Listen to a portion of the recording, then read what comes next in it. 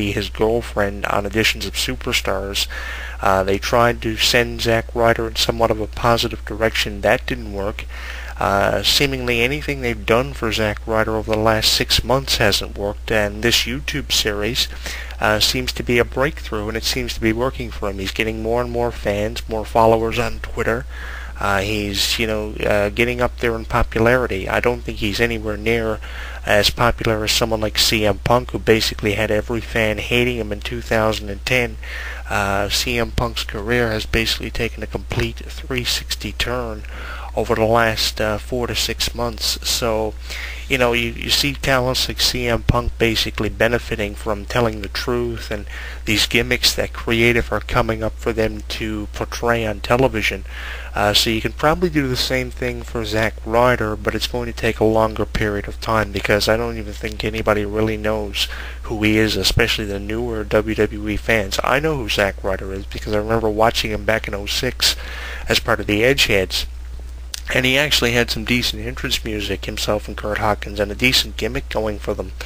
I don't even know why they never kept it up. I mean, they could have easily come up with a new tag team name for them, and they could have went on to hold the tag team titles multiple times.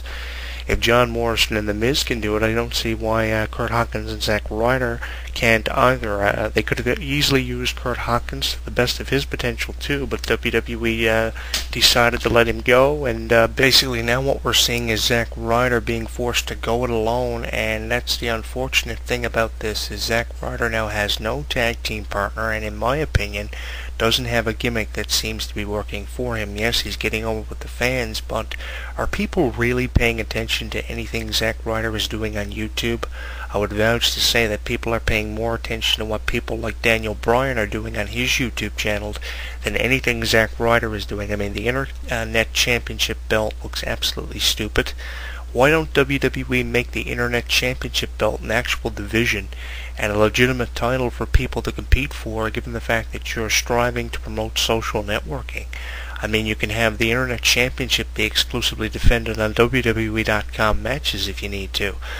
There's an idea that WWE Creative could potentially use Zack Ryder as the Internet Champion, have him defend the Internet Championship on matches that are taped strictly for WWE.com, a title that is defended on the Internet like the Television Championship for WCW was defended on televised programming. So, I think that would be a potential idea for the Internet Championship. If you want to have an Internet Champion, go for it. I'm all for it. But I mean, just having the Internet Championship belt used as a prop for Zack Ryder is kind of pointless when you can turn it into a division and actually have wrestlers who aren't getting television time put on WWE.com and giving them a legitimate title to compete for. I mean, the $1 Million Championship back in 1985 was a legitimate title in my opinion because it was defended in programs involving Ted DiBiase and wrestlers he was feuding with. Although WWE never considered it a legitimate title, at least it was a title that people remember and a title that stood out. So I think that the Internet Championship could be turned into a legitimate title if WWE ever went in that direction with it, instead of just using it as a prop for Zack Ryder to get over. I'm not enjoying seeing him work with superstars like Michael Cole and Jerry Lawler. I think that's doing him no justice whatsoever.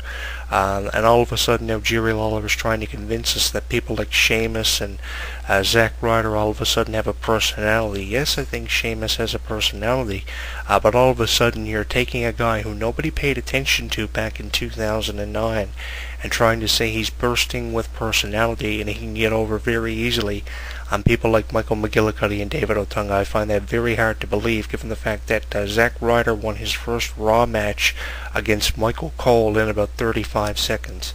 This is stupid. This is one of the stupidest things I think I've ever had to talk about here on HW Entertainment Variety Radio. And I'll be honest with you, that's why I've kept putting it off and putting it off and putting it off, because I didn't know how to approach the topic of this Long Island Ice-C YouTube series that's starring Zack Ryder, with John Cena making the occasional appearance on there along with several other superstars. It seems like the biggest addition of that YouTube series was actually when Zack Ryder won a tag team match with Jerry Lawler against Michael McGillicuddy and David Otunga. Here's another problem that I see with all of this. You're taking talents like David Otunga and Michael McGillicuddy and making them look like jokes. people who were part of the original Nexus series, seasons 1 and 2, and you're giving them absolutely nothing to do. They just came off a phenomenal run as the tag team champions, and they're losing in matches to Jerry Lawler. I mean, Michael McGillicuddy with his grandfather being Larry the Axe Hennig. I've interviewed Larry the Axe Hennig many times throughout my radio career, talking to him about his son, Mr. Perfect, and of course his father, Mr. Perfect, former Intercontinental Champion. You're basically making him lose to a person who main evented with Mr. Perfect back in 1985.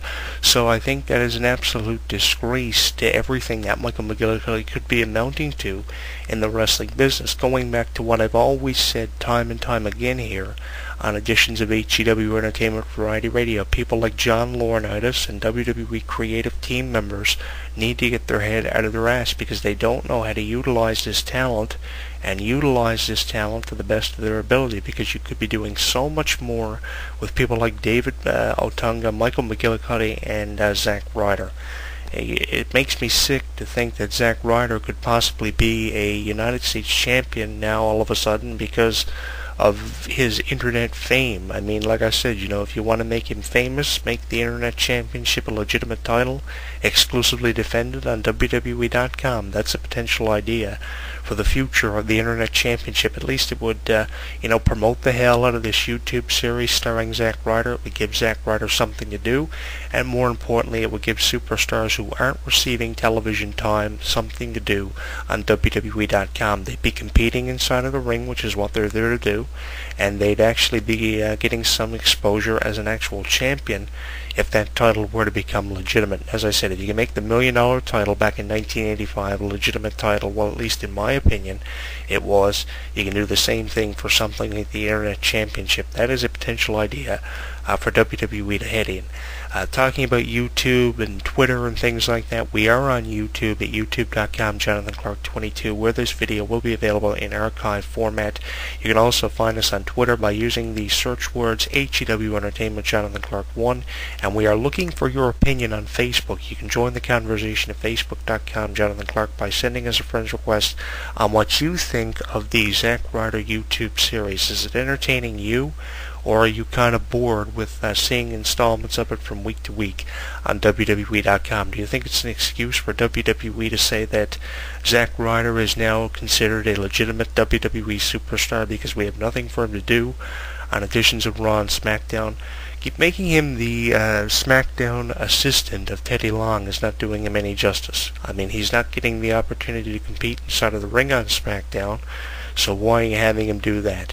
Seems like WWE are just throwing ideas down Zack Ryder's throat, and nothing is working for him except this YouTube series. He's not as an effective assistant as what Taryn Furnell was, better known as Tiffany to the WWE audience for Theodore Long. At least she stood out and went on to become an in-ring competitor through it. But it seems like Zack Ryder was going absolutely nowhere, and is a potential future release from the WWE active roster to make room for new talent. When WWE start making cuts again, I'm expecting Zack Ryder to be one of the people that are sent home and released by John Laurinaitis, because there's nothing for him to do.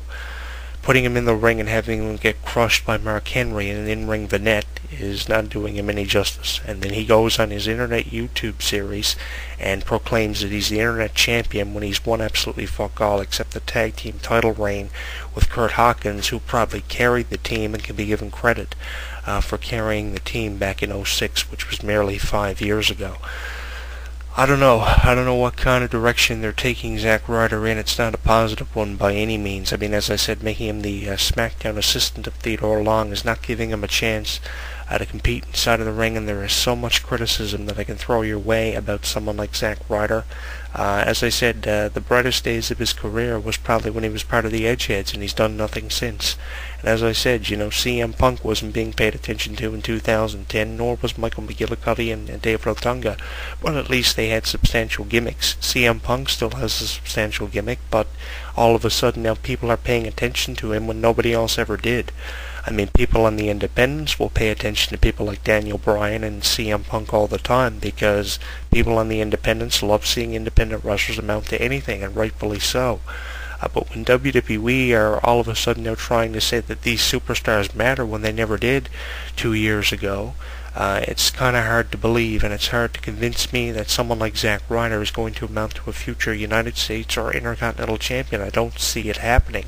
I cannot see Zack Ryder working in programs with people like Dolph Ziggler and Cody Rhodes. It's not happening for me. I'm not able to visualize it, and I don't even know if I'm a fan of Zack Ryder being considered a contender for it, because he's done nothing in the last 3 to 4 years. As I said, the Rosa Mendes gimmick didn't work for him. The SmackDown General Manager gimmick didn't work for him. The only thing that worked for him was the Edgeheads gimmick and being one of Edge's run-in buddies and helping Edge win matches. It's the only thing that worked for him, and it allowed him to become one half of the SmackDown Tag Team Champions long before the idea of unifying the titles was considered by WWE Creative. I don't see his YouTube series lasting. According to WWE.com and WWE Television, it's receiving millions of hits every day. WWE.com receives over 500,000 hits a day, and I highly doubt they're going there. The fans are going there to see this YouTube series. I'll probably throw up some Zack Ryder YouTube clips on our Twitter account at twitter.com HW Entertainment Jonathan Clarke 1 for you to take a look at.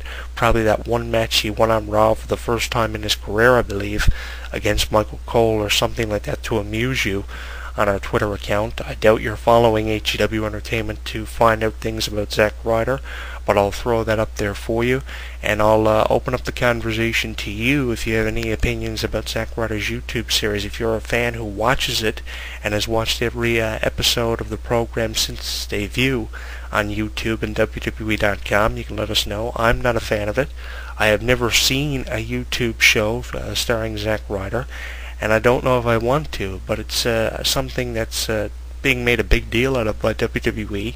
He's calling himself the Internet Champion, and I think it should be a legitimate title that should be defended on WWE.com and made exclusive to WWE.com for the wrestlers who aren't getting television time. And I think that's a positive direction to take this Internet Champion idea.